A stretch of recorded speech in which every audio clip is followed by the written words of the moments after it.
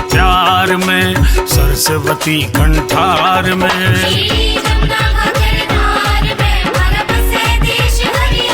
हाँ, गंगा जी के प्यार में, सरस्वती कंठार में।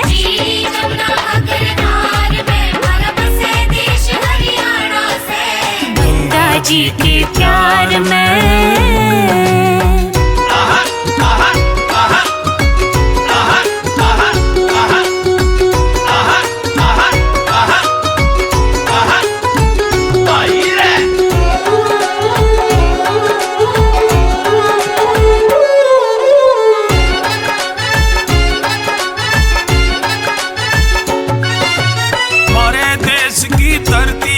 ऋषियों ने यज्ञ रचाए थे। ऋग यजुर्वेद और अथर्ववेद के सूक्त यहाँ पर गाए थे।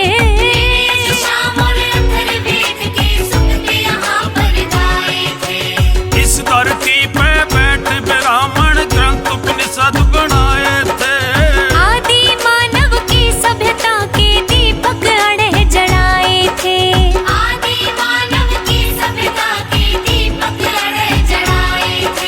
सरस्वती प्रस्थान में, भरत खंड दरम्यान में।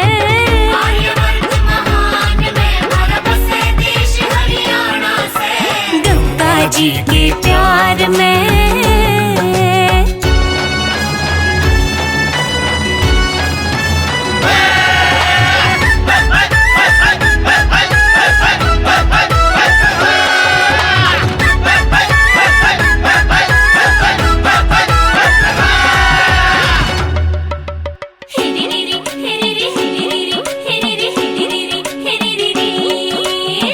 धरती के वीर बांकुरे तूफानों से टकराते, मौत से लोहा ले लेते, काल से ना घबराते।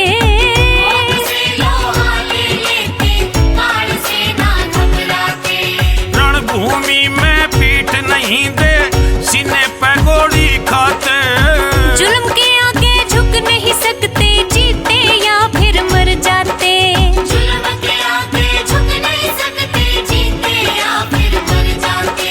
परवाना की धरती पर, हाँ, मस्तान्या की धरती पर।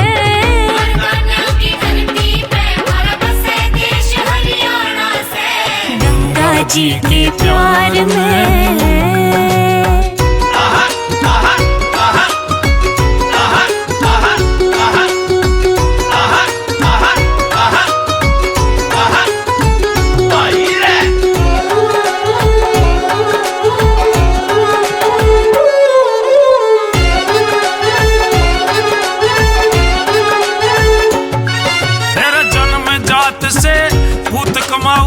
सभी पुरुष और नारियां खून पसीना सींच सींच के भर देते हम क्यारियां।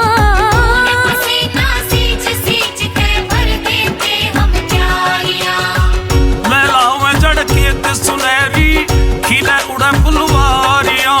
करवट से मजदूर अड़े के ऊंचे भवन अटारियां।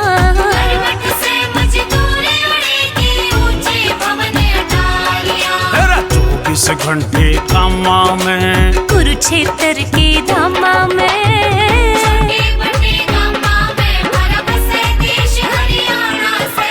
गंगा जी के प्यार में।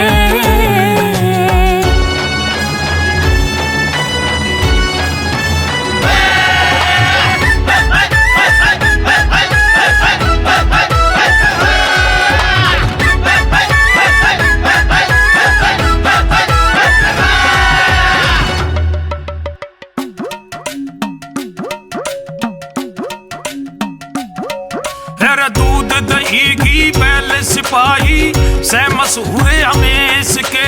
लोग लुगाई इस धरती के सेवक को मोर देश के।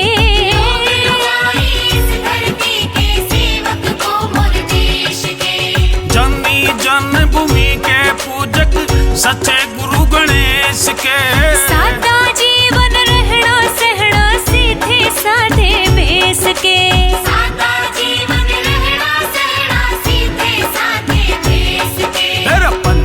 शख्सियत की रीता में, तारा दत्त परिता में,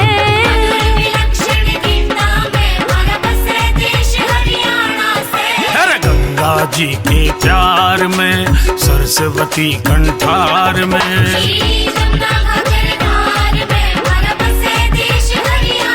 हाँ गंगा जी के प्यार में, सरस्वती कंठार में,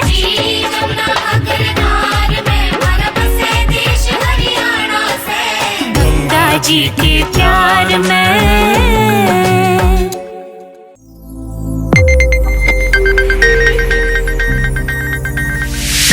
You are watching Sonodec video.